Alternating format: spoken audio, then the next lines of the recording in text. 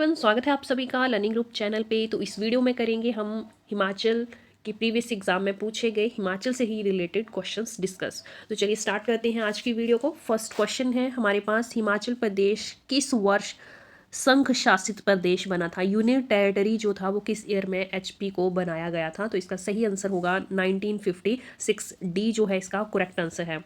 Other important point जो निकल के आ रहे हैं इस क्वेश्चन से उन्हें देख लेते हैं। 1948 में भारत का एक अलग राज्य हिमाचल प्रदेश को बना दिया गया था। 15 अप्रैल 1948 को इसे भारत संघ का हिस्सा बना लिया गया था। तब हिमाचल में 4 जिले थे, 4 जिलों को मिला के हिमाचल को बनाया गया था। 1950 जो है इंपॉर्टेंट डेट है। 1950 में हिमाचल को सी स्टेट का दर्जा दिया गया था। देन 1951 में पहले विधानसभा चुनावों का आयोजन किया गया। 1954 इसके बाद इंपॉर्टेंट डेट आ जाती है, जबकि बिलासपुर को 5th डिस्ट्रिक्ट के रूप में हिमाचल में मिला लिया गया था। 5th डिस्ट्रिक्ट जो है बनी थी बिलासपुर और इसे हिमाचल में मिलाया गया था 1954 में। इसके साथ ही 1956 इंपॉर्टेंट डेट है, इसमें हिमाचल को यूनियन टेरिटरी का दर्जा दे दिया गया था। नेक्स्ट इंपॉर्टेंट डेट है 1960। 1960 में नेक्स्ट डिस्ट्रिक्ट जो बनी थी किन्नौर, और ये 6th डिस्ट्रिक्ट थी हिमाचल की। किन्नौर को किस से अलग करके एक अलग जिला बनाया गया था, ये भी प्रीवियस क्वेश्चन में पूछा गया है। तो किन्नौर को अलग किया गया था महासू से। इसके बाद नेक्स्ट है 1966। 1966 में क्या हुआ था कि पंजाब का पुनर्गठन हुआ और पंजाब और हरियाणा 2 अलग अलग राज्य बने, इसमें कि पंजाब के पहाड़ी क्षेत्रों को हिमाचल में मिला दिया गया था और हिमाचल का टोटल एरिया हो गया था 55,673 स्क्वायर किलोमीटर, जो प्रेजेंट एरिया है हमारे हिमाचल का। एरिया भी पूछ लिया जाता है हिमाचल का, तो ये भी आपने याद रखना है। ये भी एक इंपॉर्टेंट क्वेश्चन है। 55,673 स्क्वायर किलोमीटर। देन 1966 के बाद डायरेक्टली आपका आ जाता है 1971, जिसमें कि हिमाचल को पूर्ण राज्य का दर्जा दे दिया गया और हिमाचल एक स्टेट के रूप में उभर के आया। इसके नेक्स्ट ईयर 1972 में कांगड़ा जो जिला था उसको 3 भागों में बांटा गया और उसके 3 डिस्ट्रिक्ट बने, दैट इज कांगड़ा, ऊना और हमीरपुर। ये 3 डिस्ट्रिक्ट जो है 1972 में अलग अलग हुए हैं। तो ये कुछ इंपॉर्टेंट पॉइंट है जो इस क्वेश्चन से रिलेट होके आप याद रख सकते हैं। आई होप ये सारी इन्फॉर्मेशन जो है आपको समझ आई होगी। ये इंपॉर्टेंट है, इनसे प्रीवियस ईयर में क्वेश्चन पूछे गए हैं, इसलिए आपको बता रही हूँ। चलिए चलते हैं नेक्स्ट क्वेश्चन पे। हिमाचल प्रदेश का सर्वाधिक सूखा स्थान है। सूखा स्थान मीन्स जहाँ पे वर्षा बहुत कम होती है, तो हिमाचल के स्पीति में वर्षा बहुत कम होती है। इससे रिलेटेड अदर क्वेश्चन पूछा जा सकता है कि हिमाचल के किस स्थान पे सबसे ज़्यादा वर्षा होती है, तो धर्मशाला में सबसे ज़्यादा वर्षा होती है। अगर भारत की बात करें तो धर्मशाला जो है वो दूसरा स्थान है जहाँ पे भारत में सबसे ज़्यादा बारिश होती है। पहला कौन सा है? तो मेघालय। मेघालय में सबसे ज़्यादा बारिश होती है। नेक्स्ट क्वेश्चन देखिए, हिमाचल प्रदेश के पश्चिम में स्थित राज्य। हिमाचल प्रदेश के पश्चिम में स्थित कौन सा राज्य है? ये जानने के लिए आपको हिमाचल प्रदेश के मैप पे ले चलते हैं। यहाँ पे आप मैप में देख रहे हो टोटल 12 डिस्ट्रिक्ट हैं हिमाचल में। अब हम बाउंड्रीज देखते हैं कि बाउंड्रीज जो है हिमाचल किस किस स्टेट के साथ शेयर करता है। यहाँ देखिए, अगर आप पश्चिम की तरफ आएँ, पश्चिम का एरिया और दक्षिण पश्चिम का एरिया, ये जो एरिया है पश्चिम और दक्षिण पश्चिम की तरफ, ये पंजाब के साथ शेयर कर रहा है। दक्षिण की तरफ देखिए तो दक्षिण में ये शेयर कर रहा है हरियाणा के साथ और थोड़ा सा एरिया शेयर कर रहा है उत्तर प्रदेश के साथ। तो दक्षिण में ये हरियाणा और यूपी के साथ शेयर कर रहा है, जबकि पश्चिम और दक्षिण पश्चिम में ये पंजाब के साथ शेयर कर रहा है। अब बात करते हैं हम दक्षिण पूर्व की, तो ये उत्तराखंड के साथ शेयर कर रहा है जब आप दक्षिण पूर्व की तरफ आ जाते हैं, और जब पूर्व की तरफ आ जा रहे हैं आप तो ये चाइना ने जो ऑक्युपाई किया है तिब्बत एरिया, ये तिब्बत के साथ शेयर करता है। इसके साथ ही नॉर्थ एरिया जो है वो लद्दाख यूनियन टेरिटरी और जम्मू कश्मीर यूनियन टेरिटरी के साथ टच कर रहा है। तो हमसे क्वेश्चन पूछा गया हिमाचल प्रदेश के पश्चिम में कौन सा स्थित राज्य है, तो पश्चिम में जो है वो पंजाब राज्य स्थित है। इसका करेक्ट आंसर हो जाएगा सी, पंजाब जो है हिमाचल के पश्चिम में स्थित है। नेक्स्ट क्वेश्चन देखिए, the largest man made lake in HP is. Himachal में मानव निर्मित सबसे बड़ी झील। ऑप्शंस में जो भी आपको झीलें बताई गई हैं उनमें से एकलौती मानव निर्मित झील है गोविंद सागर, और यही सबसे बड़ी झील भी है। बाकी सभी झीलें ये नेचुरल झीलें हैं, नेचुरल लेक्स हैं। रेणुका जो है सबसे बड़ी नेचुरल लेक है। अगर नेचुरल लेक पूछा जाता तो आपका सही आंसर होता रेणुका।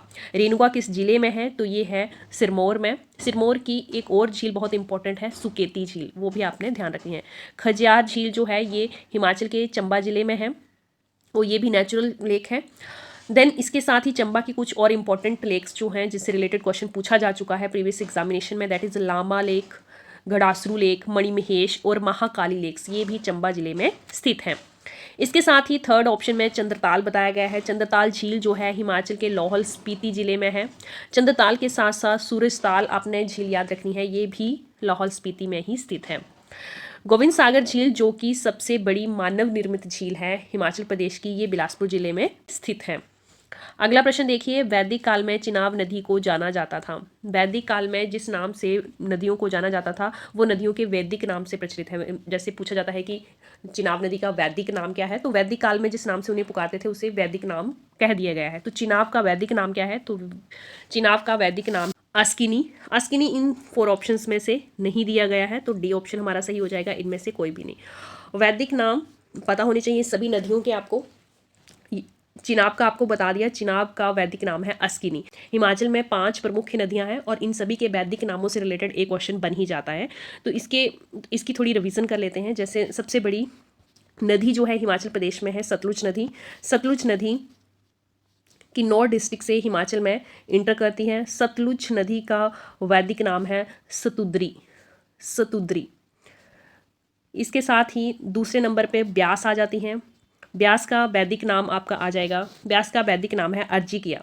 अर्जिकिया जो सी ऑप्शन में दिया हुआ है, ये ब्यास का वैदिक नाम है। राबी नदी का वैदिक नाम है परुशिनी। परुशिनी। और राबी का उद्गम स्थान है हिमाचल के कांगड़ा जिले का बड़ा भंगाल। साथ ही बात करते हैं यमुना नदी की, तो यमुना नदी का वैदिक नाम है कालिंदी। ये भी आपने याद रखनी है बातें, ये इंपॉर्टेंट है, यहाँ से क्वेश्चन बन जाता है। नेक्स्ट क्वेश्चन देखिए, चुलांग चोटी अवस्थित है। चुलांग चोटी जो है वो कौन सी पर्वत श्रेणी में आती है, तो सबसे पहले तो आपको पता होना चाहिए कि चुलांग चोटी जो है वो किस डिस्ट्रिक्ट में लोकेटेड है, तो ये कांगड़ा डिस्ट्रिक्ट में है। तो कांगड़ा डिस्ट्रिक्ट में धौलाधार, कांगड़ा डिस्ट्रिक्ट में है तो ये धौलाधार रेंजेस में ही पड़ेंगी, तो सी ऑप्शन इसका सही हो जाएगा। नेक्स्ट क्वेश्चन देखिए, पंचपुला पिकनिक रिजॉर्ट अवस्थित है। पंचपुला पिकनिक स्पॉट जो है फेमस पिकनिक रिजॉर्ट है डलहौजी का, तो ये डलहौजी के समीप है, बी ऑप्शन इसका सही आंसर होगा। नेक्स्ट क्वेश्चन देखिए, भारत मानक ब्यूरो का क्षेत्रीय केंद्र अवस्थित है। भारत मानक ब्यूरो का केंद्र रीजनल सेंटर है परमाणु में, तो सी ऑप्शन इसका सही हो जाएगा। भारतीय मानक ब्यूरो का पहले नाम था भारतीय मानक संस्थान, ISI के नाम से। इंडियन स्टैंडर्ड इंस्टीट्यूशन इसका पहले नाम था, इसका हेडक्वार्टर जो है वो दिल्ली में है। नेक्स्ट क्वेश्चन देखिए, चंबा में रंग महल का शिलान्यास किसने रखा, सही आंसर हो जाएगा उमेद सिंह ने। उमेद सिंह ने ही चंबा में रंग महल का निर्माण करवाया है, शिलान्यास इन्हीं के द्वारा रखा गया था। इसके साथ ही एक और इम्पोर्टेंट पॉइंट है, उमेद सिंह द्वारा सती प्रथा को बैन करने का आदेश दिया गया था। इसके साथ ही बात करते हैं साहिल वर्मन की, तो बहुत ही इंपॉर्टेंट राजा हैं साहिल वर्मन। चंबा शहर का निर्माण इन्होंने किया था 1920 में, ये इंपॉर्टेंट पॉइंट यहाँ से बनता है। और इन्होंने अपनी बेटी के नाम पे चंबा का नाम रखा था। नेक्स्ट क्वेश्चन देखिए, भांगली का युद्ध गुरु गोविंद सिंह और निमन राजा के मध्य हुआ था। भांगली का युद्ध गुरु गोविंद सिंह और बिलासपुर के राजा भीमचंद के बीच हुआ था, तो ए ऑप्शन इसका सही हो जाएगा। राजा का नाम भी आपने याद रखना है, भीमचंद। भांगली का युद्ध कब हुआ था, ये हुआ था 15 अप्रैल में 1687 में, ये डेट भी आपको याद रखनी है, 1687 में। भांगनी स्थान जो है ये सिरमौर में पड़ता है, ये यमुना और गिरी नदी के बीच का हिस्सा है जो पौंटा साहिब के पास पड़ता है। नेक्स्ट क्वेश्चन है, किस वर्ष में रामपुर बुशहर रियासत ब्रिटिश आधिपत्य के अधीन आई थी, ये आई थी 1815 में, तो ए ऑप्शन इसका सही आंसर हो जाएगा। अदर ऑप्शंस की बात करें तो 1905 जो है इंपॉर्टेंट डेट है, इसी डेट में बंगाल का विभाजन हुआ था। किसके द्वारा विभाजन किया गया था, तो तत्कालीन वायसराय लॉर्ड कर्जन के द्वारा बंगाल का विभाजन किया गया था। तो 1905 ये बहुत ही इंपॉर्टेंट डेट है, ये आपने ध्यान रखनी है। नेक्स्ट क्वेश्चन देखिए, 1921 में निमन में से किसने शिमला प्रवास नहीं किया था, तो 1921 में महात्मा गांधी के साथ 2 और व्यक्ति शिमला आए थे। वो कौन कौन थे, बाल गंगाधर तिलक और मदन मोहन मालवीय। तो ये 3 जो थे इकट्ठे 1921 में शिमला आए थे, पहली बार आए थे 12 मई 1921 में। और ये तत्कालीन लॉर्ड रीडिंग से मिलने शिमला आए थे। तो इसमें जो नहीं आए थे वो हो गए लाला लाजपत राय, तो बी ऑप्शन इसमें सही आंसर होगा। ये भी प्रश्न पूछ लिया जाता है कि महात्मा गांधी पहली बार कब आए थे शिमला, तो वो 1921 में ही पहली बार आए थे, उसके बाद आ चुके हैं कई बार। कौन कौन सी डेट्स हैं जब महात्मा गांधी शिमला आए थे, तो फर्स्टली वो आए थे 1921 में, देन 1931, 31 के बाद आए हैं वो 39 को, 40, देन 45 और 46 इन डेट्स में महात्मा गांधी जो हैं शिमला आ चुके हैं। पहली बार जब महात्मा गांधी शिमला आए थे तो वो बालूगंज के शांति कुटीर में रुके थे। इससे रिलेटेड क्वेश्चन पहले भी पूछा जा चुका, रिपीट होता रहता है ये क्वेश्चन कि पहली बार जब महात्मा गांधी आए थे तो वो कहाँ रुके थे, तो वो बालूगंज की शांति कुटीर में रुके थे। अगर वीडियो अच्छी लगी हो तो लाइक और शेयर ज़रूर कर दीजिएगा। Thanks for watching.